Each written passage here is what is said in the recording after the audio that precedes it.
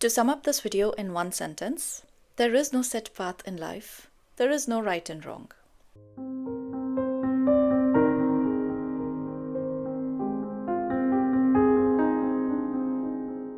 Life is hidden in every single corner. All we have to do is reach out to it. But there is a catch, so watch till the end. As a child, I still remember the intense feeling of being free, unbothered, and almost careless with life, as children are supposed to be and should rightfully be so. And every time I hit a difficult patch in life, I almost always go back to those carefree days, playing on the terrace, reading in my little room, hatching up endless stories to feel a sense of calm and solace. And I wanted to feel like that again. And I can't believe it took me this long to realize that I can. I can feel like that at any time I want, at all the time I want.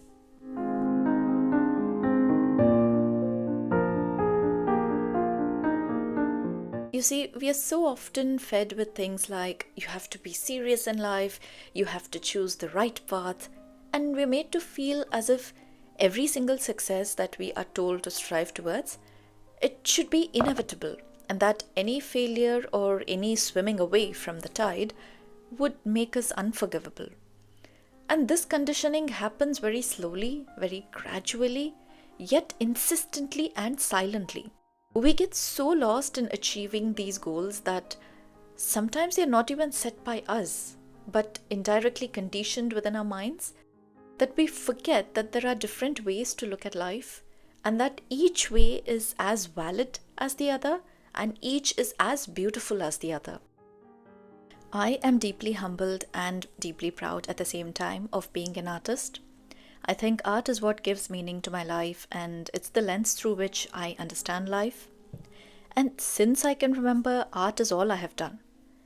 Yet I was so obsessed with a particular picture that I had in mind about what would actually make me successful, that I had subconsciously started sabotaging myself from all other opportunities. Redirections and rejections are all very normal parts of being an artist, or for that matter, normal part of life, no matter which field you are in. And yet I lost sight of that perspective, and I remember judging myself for not being able to sustain that one set path that I had in mind.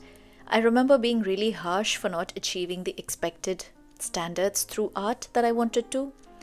I lost sight of the perspective that being an artist and a freelancer has its own challenges and ups and downs, but I just kept berating myself.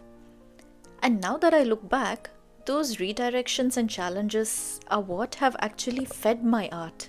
Art can't be produced when you are divorced from life, and these unexpected experiences have actually strengthened my artistic perspectives, what I wanted to convey, and how I conveyed it.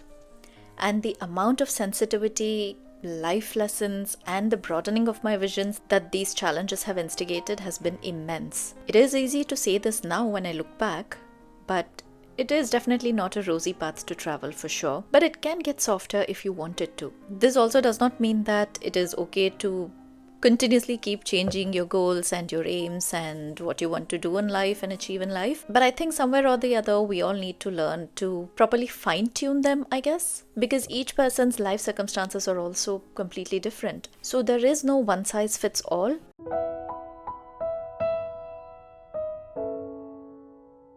So now I ask myself, not what I'm doing through art only, but what am I doing through this life that I have? I think most of the time we have such muddled up definitions of success and ambition and goals, but I think the difference now is that I define these goals and what these successes mean for myself, rather than borrowing the definition that society has given us, or the definition that maybe some other artist has given or is living with. Each of us has to take that power in our own hands. Each of us has to make those definitions for ourselves. So now I'm in a situation where I'm trying to be successful or achieve certain goals, not because it is the way to go, not because I have been told to follow that path, not because somebody else is following that path, but because I genuinely want them And again, do I let these goals and achievements define me? Not anymore. At least I hope not completely. I no longer berate myself for a setback or a detour because I have realized that there is actually no right and wrong in life. They're all just different perspectives that we heap upon ourselves and upon other people. And so here's the catch. This might sound like a very easy way to go through life, but at the heart of it is actually the brilliant power of taking risks.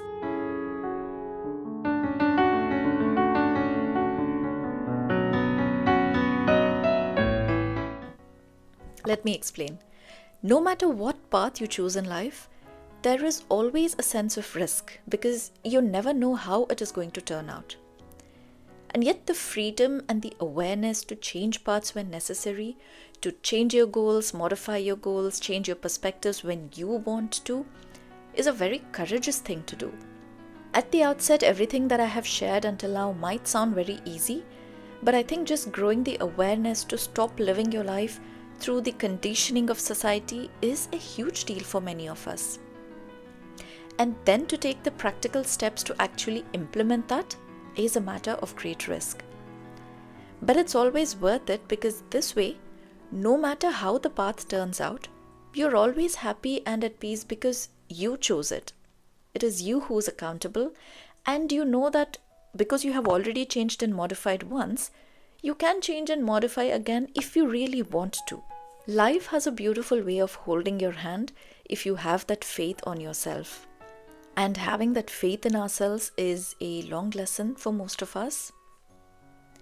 And we take our own set of risks because, at the end of the day, what else is life made of? We explore paths, we explore different routes, and when you find the one that truly makes you free and light up like a firecracker and light up like a little child inside, you keep going. I think at the end of the day, it's nothing but this feeling of freedom and ease and just total abandon that we're all seeking.